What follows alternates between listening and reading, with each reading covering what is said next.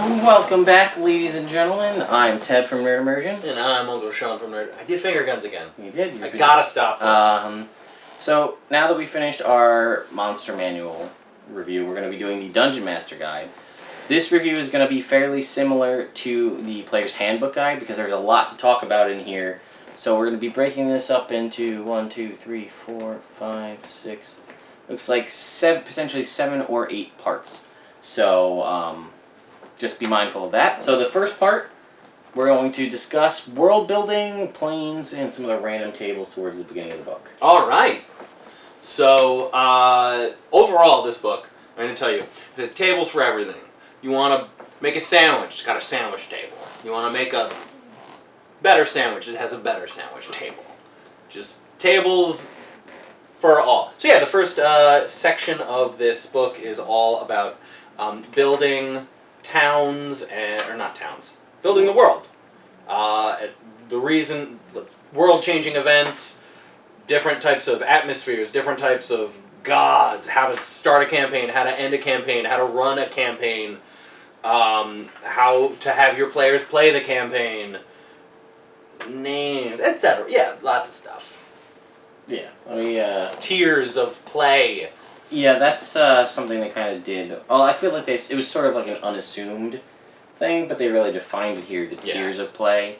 So there's 4 tiers. Local heroes, which makes sense for level 1 to 4. You kind of like, whatever area you're local to, you've sort of been helping out that area, and you're kind of like a hero amongst the town or towns that you visited. Levels 5 to 10, you are heroes of the realm. Levels 11 to 16, you are masters of the realm. And level 17 to 20, you are masters of the world, which by that point you really are. Which it is interesting, because you do seem like you're saving the world in, like, levels 5 to 10. Yeah. But, like, when you're in level 17 to 20 is when, like, people would be like, oh, shit, something's going down. You're that guy who saved the world. Yeah, let's put you in... yeah, you go do that. They have different different flavors of fantasy, whether you want to do, like, a high fantasy or a sword and sorcery, more gritty, you know, less magic. You want to do futuristic, they have dark, you know, you want to kind of theme it like Wuya themed. They've got mystery, war, noir, all the different ways. Because, I mean, yes, Dungeons and Dragons itself is pretty much based in a fantasy world. It's set up to be in a sort of high fantasy situation with a lot of magic. I feel almost more magic this edition than previous editions, just with the buffs to spellcasting for different classes. But, I mean, you could just use this base mechanic to play anything that you want. And there are rules and things in here for future science fiction type stuff. Like you mentioned, there is all sorts of tables, and you know, they talk about the factions that can potentially be used in here. In-depth stuff. We talked about the Player's Handbook had stuff on planes. Yeah. This has a lot more in-depth information about the planes. What kind of inhabitants you'd find, things like the wind effects of the airplane. Of the airplane. Yeah. Airplane. You know, weird other rules for that. There's a whole map of where the planes, kind of how they sit on top of one another.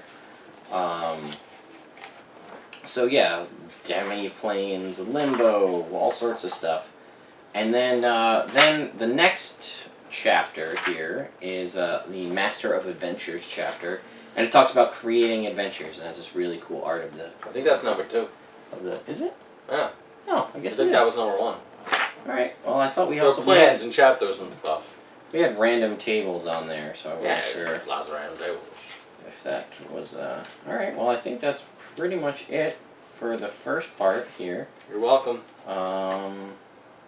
Anything else on the world building stuff in the beginning here that you want to comment on? I believe, and I might be wrong, but I think there's a little table for starting gold for higher level characters, which is helpful and something that you wouldn't know from just like the Player's Handbook or any other books. Is, you know, someone wants to join your campaign at level 5, what should you give them to make it fair? Yes. Yep. So it's a cool little ditty that they threw in here. Yeah, like 11 through 16. If you're and it also takes into consideration how much magic you have in your campaign. You want to play a low magic campaign, regular or high magic campaign, gives you different equipment, starting gold, like if you're 11th level character starting in a standard campaign, you get 5,000 gold plus 10 d6 times 25 or 250, 2 uncommon magic items, and normal starting equipment.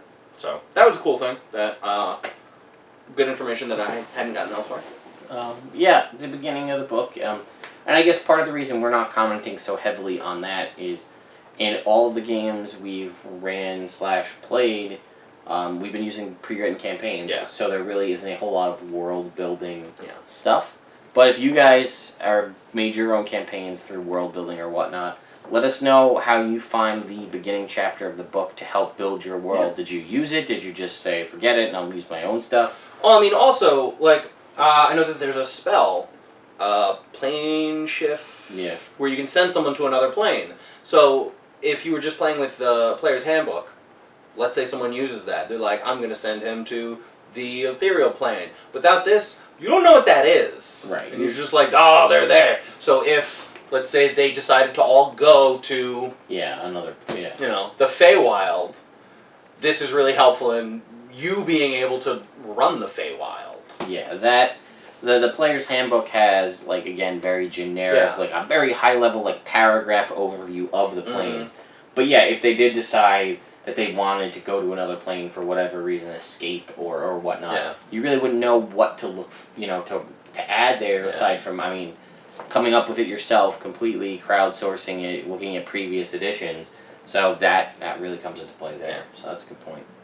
So that's it. Next up, we're going to do adventuring. We're going to talk about villains and some other stuff that I can't read from here. Starting something. Side quests. All of that. We'll get there when we You're going to love it. It's going to be the best. And it's your sideshow.